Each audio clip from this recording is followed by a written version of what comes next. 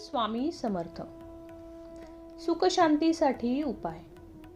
वास्तुशास्त्रानुसार घराच्या सुखशांतीसाठी अनेक उपाय सांगण्यात येतात. त्यातलेच काही उपाय आणि तोडगे खास तुमच्यासाठी. दररोजच्या कामात हे बदल तुम्हाला नक्कीच अनुभव देतील. तर मग हे उपाय आपण जाणून घेऊ. घरातील किराणा भरताना हा शुक्रवारच्या दिवशी भरावा.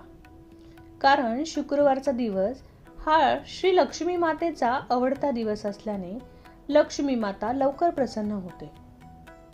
शुक्रवारी किराणा भरल्यावर आपल्या घरी नेहमी भरभराट राहते. तसेच आपण नेहमी नामस्मरण केले पाहिजे.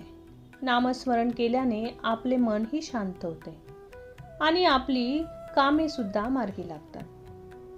जर तुमच्या घरी झाडं असतील तर त्या झाडांना नियमित पाणी द्यावे. कारण ती सुकल्यावर आपल्या घरात नकारात्मकता येते. म्हणून झाडांना नियमित पाणी द्यावे, ती सुकू देऊ नये. याबरोबरच नेहमी देवपूजेत आपण दिवा लावतो. दिवा लावताना 2 वातींची 1 वात करूनच दिवा लावावा. तसेच घरातील देवघर हे नेहमी घराच्या ईशान्य कोपऱ्यात असावे. नियमित गायत्री मंत्राचा जप करावा. यामुळे आपल्याला मनाला शांती लाभते. मात्र गायत्री मंत्राचा जप हा रस्त्यात येता जाता, प्रवास करताना असा करू नये. एका जागी शांत बसून मगच गायत्री मंत्राचा जप करावा. त्यामुळे नक्कीच आणि तुम्हाला योग्य त्याचे फायदे मिळतात. घरातील दक्षिण किंवा वायव्य दिशा कचऱ्याचा डब्बा ठेवण्यासाठी योग्य दिशा मानण्यात आली आहे. म्हणून आपल्या घरातील कचऱ्याचा डब्बा हा नेहमी दक्षिण किंवा वायव्य दिशालाच ठेवावा.